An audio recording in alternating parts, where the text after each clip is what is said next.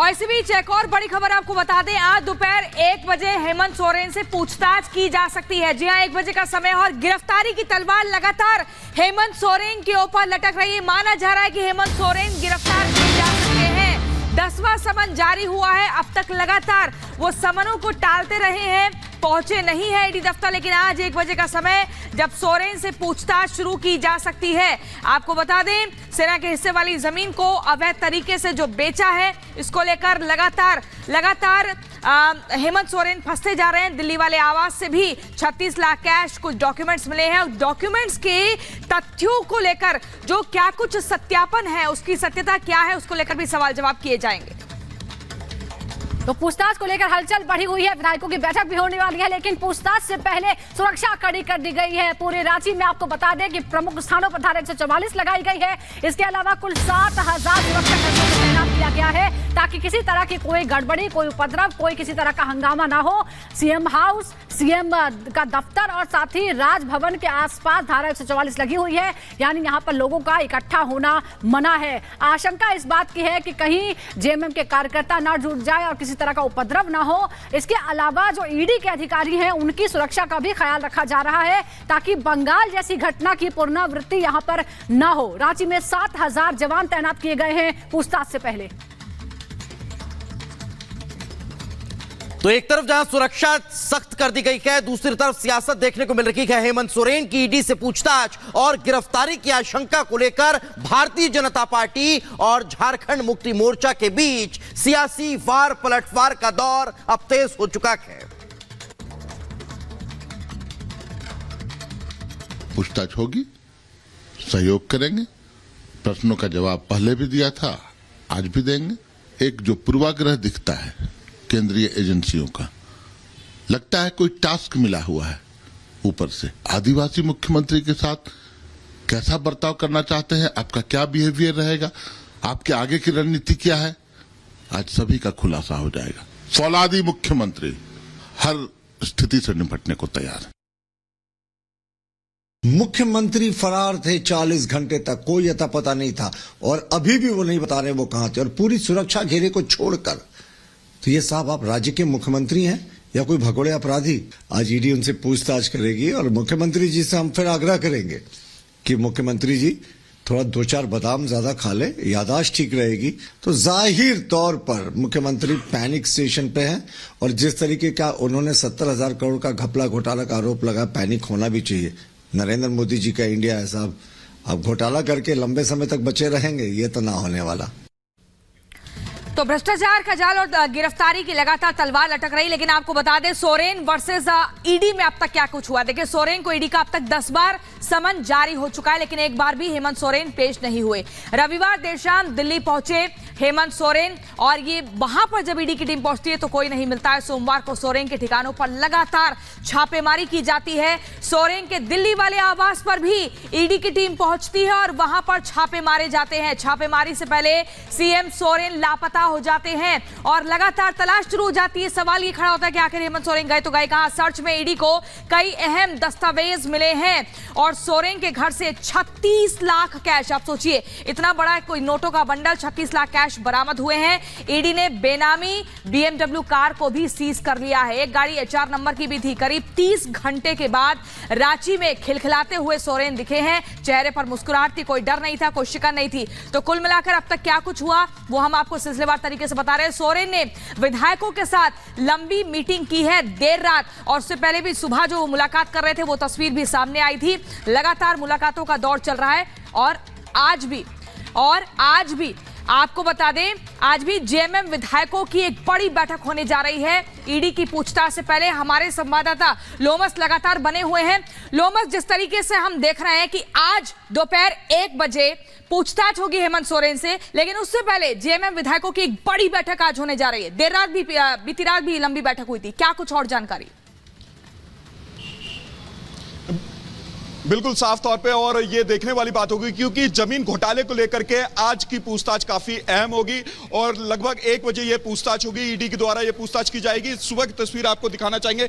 पूरी तरीके से यहाँ पे सुरक्षा का इंतजाम किए गए हैं। धारा 144 सीएम आवास हो या फिर गवर्नर ऑफिस हो, वहां पे हर जगह यहाँ पे धारा 144 लगाई गई, सुरक्षा के इंतजाम किए गए हैं। साफ तौर पे आप देख सकते हैं 1 बजे वो पूरी तरीके से ईडी की टीम यहाँ पे पहुंचेगी और ये भी बात है कि जो 11 बजे की बैठक है वो भी काफी अहम होगी। आपने देखा कि ईडी की टीम दिल्ली के आवास, हेमंत सोरेन की दिल्ली के आवास पहुंचती है और वहां पर कार्रवाई करते हुए दिखती है। लगभग 36 लाख कैश उनको मिलता है और साथ ही कई कागजात मिलते हैं और एक बेनामी गाड़ी भी मिलती है जिसको ईडी की टीम उठा के लेके जाती है। साफ तौर पे आप देख सकते हैं ये पूरा जमीन का मामला है और घोटाले का मामला है। लगभग इसको लेकर के 10 समन दिए जा चुके हैं। एक समन में पूछताछ हुई है, लेकिन अभी तक 9 समनों में लगातार ही हेमंत सोरेन बसते हुए नजर आ रहे हैं। अब देखने वाली बात होगी कि जब ये पूछताछ होगी क्या हेमंत सोरेन पूरी तरीके से सहयोग करते हुए नजर आते हैं। हालांकि आपने ये भी देखा होगा कि जब पिछली बार ईडी ने पूछताछ की थी, लगभग 7 घंटे तक ये पूछताछ चली थी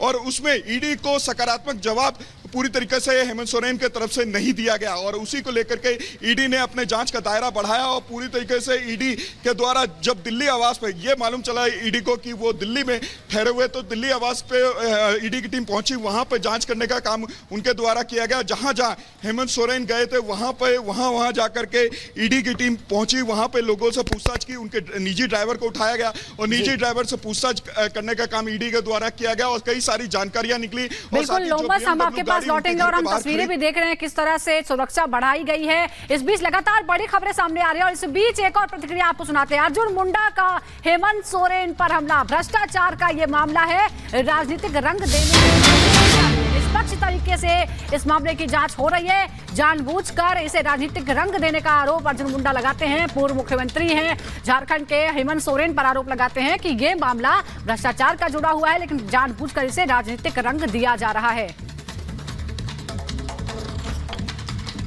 किसी भी सवाल का जवाब न देना और फिर बयानों के माध्यम से एक तरीके से जो जनता के अधिकारों का दुरुपयोग करना, तो मैं समझता हूँ कि ये लोकतंत्र में इसका कोई स्थान नहीं होता है। लोकतंत्र में स्थान होता है जब आप ऐसे विषय जब भी आए सामने तो उसके बारे में अस्पष्टता हो, उसके बारे में जनता को सीधे तरीके से आप बता पाए। अब जो स्थिति इस समय दिख रही है वो आपो की स्थिति बनाई जा रही है, वहाँ पे व्यवस्था धूल धूसरित हो रही है और अनिश्चितता के दौर में पूरे झारखंड के नागरिकों को धकेला जा रहा है। और इसी बीच एक और बड़ी खबर, जेडीयू प्रवक्ता नीरज कुमार ने भी हेमंत सोरेन पर हमला किया है। कहा झारखंड की हालत बदतर हो गई है, सीएम ईडी के डर से भाग रहे हैं। आपको बता दें कि नीरज कुमार ने कहा झारखंड के बंटने के बाद झारखंड की स्थिति देखो कितनी बदतर हो चुकी है, हालात देखो, राज्य के मुख्यमंत्री को ईडी के डर से भागना पड़ रहा है। बिहार और झारखंड बंटने के बाद झारखंड आर्थिक रूप से सरप्लस स्टेट था।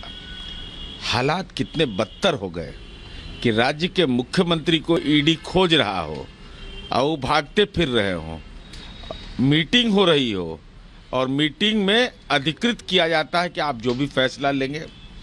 यह तो लोकतंत्र के लिए चिंताजनक स्थिति है कि राज्य के मुख्यमंत्री फरारी की अवस्था में और वही अधिकृत कर रहे हैं, तो कैसे विधायक दल अधिकृत कर रहा है ऐसे लोगों को, यह तो समझ से परे है। मुझे आप एक राज्य बता दीजिए जहां विपक्ष का कोई नेता या विपक्ष का कोई दल मजबूत स्थिति में हो और उसके पीछे ईडी, आईटी और सीबीआई ना दौड़ाई गई हो। ये क्या दर्शाता है? एक पैटर्न है पॉलिटिकल अपोजिशन को उलझाने का, उनको परेशान करने का। तो वेंडेटा पॉलिटिक्स छोटा शब्द हो गया।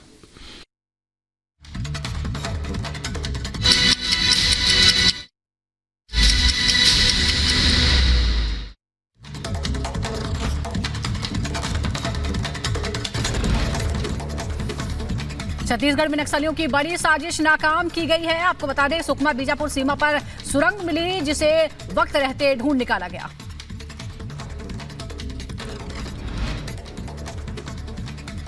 आपको बता दें कि रांची में धारा 144 लागू कर दी गई है। सुरक्षा व्यवस्था चाक चौबंद नजर आ रही है। चप्पे चप्पे पर पुलिस बल की तैनाती है। इधर आज ईडी के सामने पेश होने वाले झारखंड के सीएम हेमंत सोरेन। अवैध खनन घोटाला मामले में सोरेन से दोपहर 1 बजे हो सकती है पूछताछ। ईडी की पूछताछ से पहले सीएम सोरेन ने बुलाई विधायकों की बैठक। सुबह 11 बजे सीएम आवास पर होगा मंथन। लोकायुक्त की छापेमारी। कर्नाटक के कई इलाकों में 10 जिलों में 40 ठिकानों पर छापेमारी पड़ी है। 10 मामलों को लेकर मेगा लोकायुक्त की छापेमारी जारी है।